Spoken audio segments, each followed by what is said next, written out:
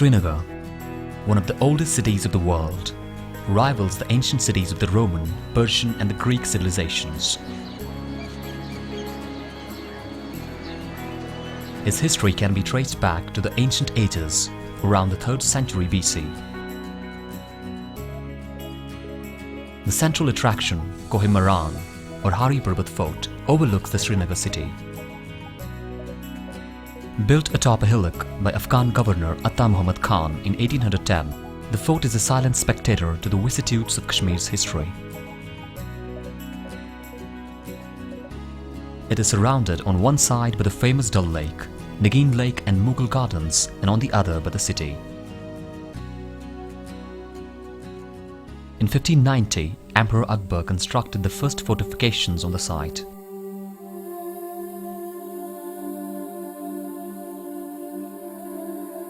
The historic Srinagar City inside hosts remnants of historical and archaeological importance, ranging from Hindu to Afghan regimes. Once a thriving urban centre, it still hosts parks and places of worship of all the major religious communities of Kashmir. By 1606, the construction of 4.75 kilometers long and 10-meter high rampart wall known as Nagar Kalai was completed.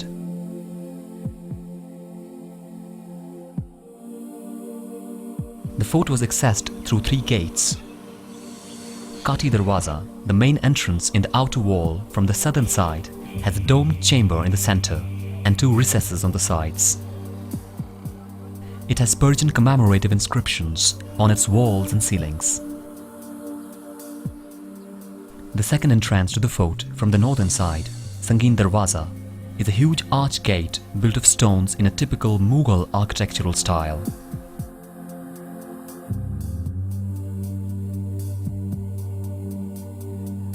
It has 2 windows on 2 sides of the dome that encompasses it.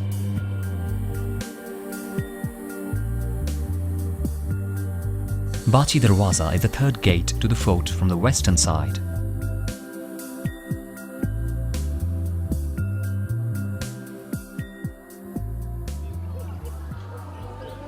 Within this rampart wall lies a double-storied, many-pillared 16th century shrine of Makhdoom Sahib. Considered the most sacred shrines in Kashmir, hundreds of devotees from all faiths pay obeisance at the shrine, climbing the flight of stone steps.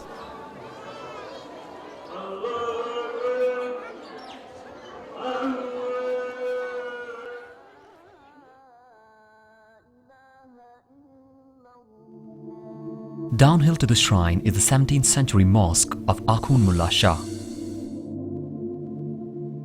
Perched on the slopes of the hill, the mosque has a series of arched terraces.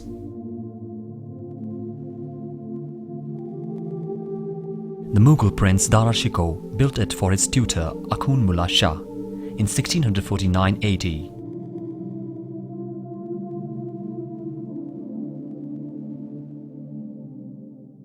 Midway to the fort from the shrine, overlooking the Dal Lake, is a small hillside garden, Kastur Pind. Breathtaking views of the Dal Lake and the Srinagar city sweep the viewer off their feet.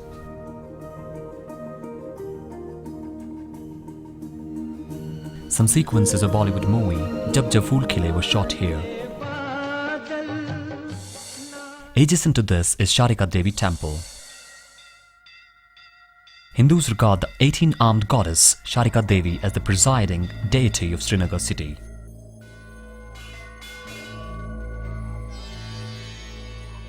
The idol of the goddess has circular mystic impressions in sandy rock and triangular patterns with a bindu at the center. The other temple in the foothills is the ashram of Devi Roop Bhavani.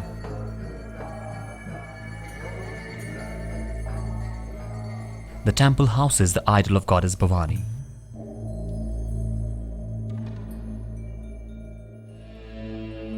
Gurudwara Chatti Patshahi, constructed in honor of the 6th Sikh Guru, Shri Guru Har Gobind Singh Ji, is located just outside Kati Darwaza. It represents a distinct religious identity of Sikhism in Kashmir.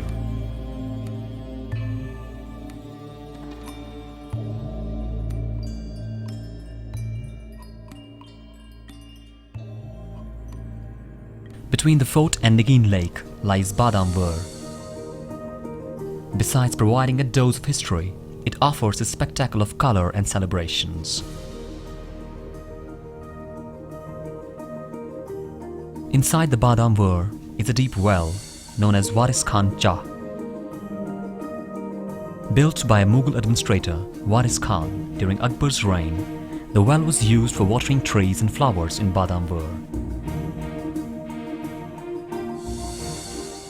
Few kilometers from Badamwar is the shrine of Madin Sahib.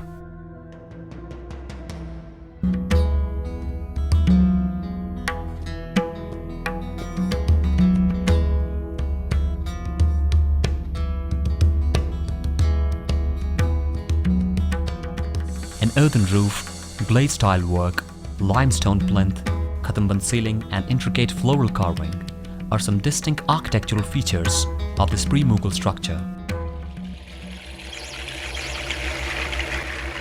The two structures noticeable from the fort are Jamia Masjid and Khanka-e-Maula. Jamia Masjid, built by Sultan Sikandar in 1400 AD, is the biggest and the main mosque in Kashmir. With a beautiful Indo-Saracenic architecture and a magnificent courtyard, the roof stands on 378 deodar pillars.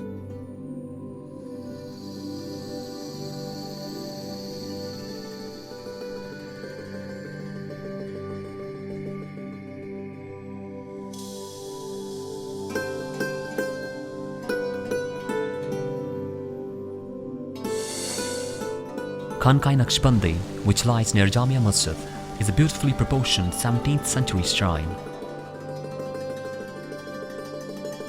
It was built with alternating layers of wood and bricks to dissipate the force of earthquakes.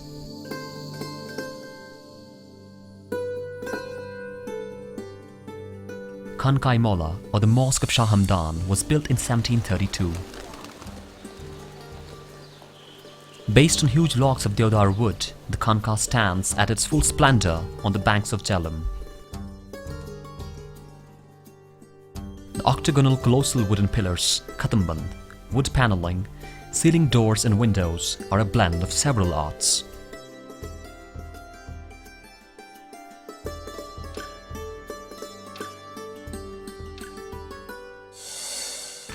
A walk from the shrine takes you to Gardakoch, known for the sale of best Kashmiri spices, herbs and nuts.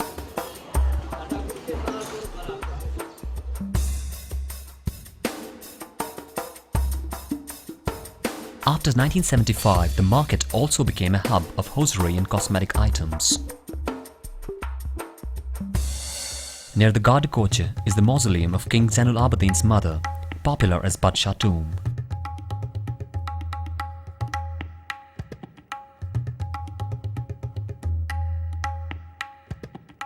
The mausoleum is a hexagonal pattern structure with 8 roshandans, ventilators, and a 10 feet high, 6 feet wide wooden gate. Another heritage structure in the vicinity is Pathar Masjid, or the Stone Mosque. The lotus flowers, usually symbolic of Hinduism, are the most interesting feature in the mosque structure.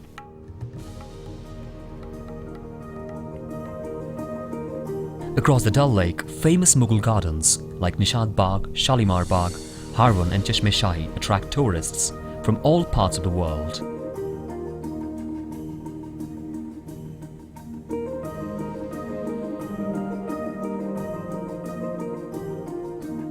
Dal and Nagin lakes add aura to this city.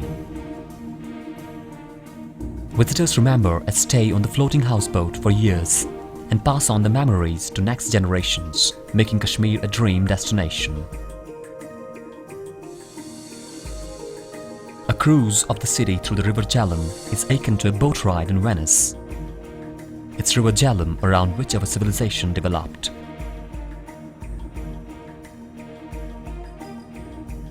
Kashmir civilization is older than 3000 BC. From the relics of prehistory and the wonders of ancient Kashmir to the brilliant civilization of the medieval period, a wealth of art, heritage and architecture is located in Kashmir. The Neolithic culture, dating from 2400 BC onward, is represented by many archaeological sites. The caves at Burzahama suggest that the earliest settlers belonged to the times, approximately 2500 BC.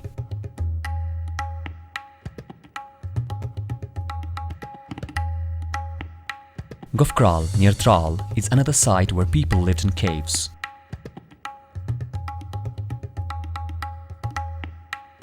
The other caves like Satbaran, Kalarus, Vesarnag, Anchar and Amarnath are witness to a significant civilization.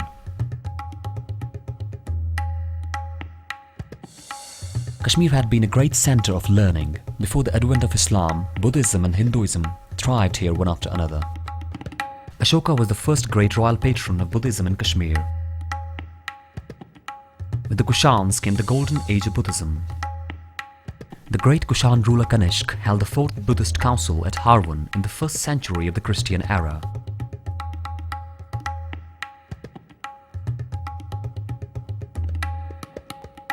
The Sun Temple at Martand is the best representation of the glorious Buddhist period. 40 feet high, the temple has a central edifice with a wing on each side of its entrance. Built over a quadrangular plinth, it has a colonnade of fluted pillars with intervening trefoil-headed recesses. 8 lofty columns are still erect at the place.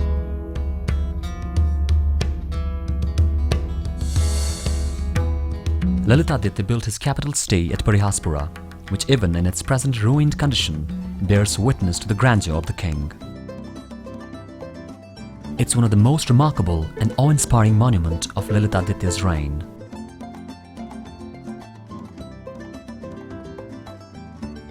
A ruined Buddhist architectural marvel is found on the Bhuteshwara slope of the Harmukh mountain range in the Sindh Valley.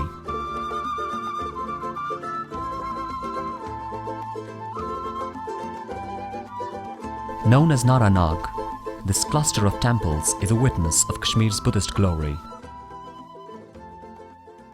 Gopadri is another significant religious monument of this era.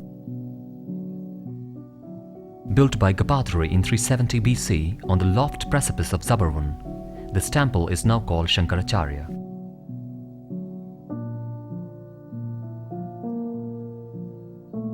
Avantivarman, another great builder, built the temples at Avantipura. These temples are a fine example of the architectural achievements of this period.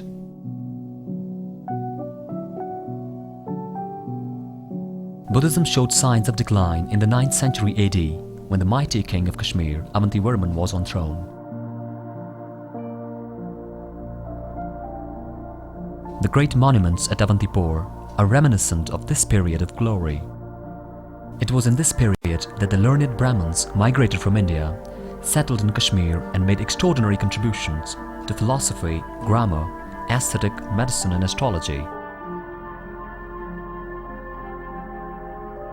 Avantivarman's son, Shankaravarman, constructed the temples at Patan.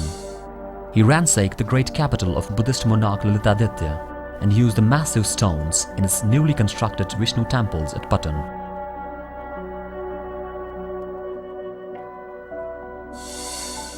Kashmir kept changing with the changing times. However, Srinagar always remained the center of focus for 3,500 years. From 6th century Parvarapura to Akbar's Nagarnagar, the city is a treasure of natural, architectural, archaeological, social and cultural heritage. Srinagar is one of the few surviving representations of a medieval cityscape. Heritage is our legacy from the past, what we live with today, and what we pass on to our future generations.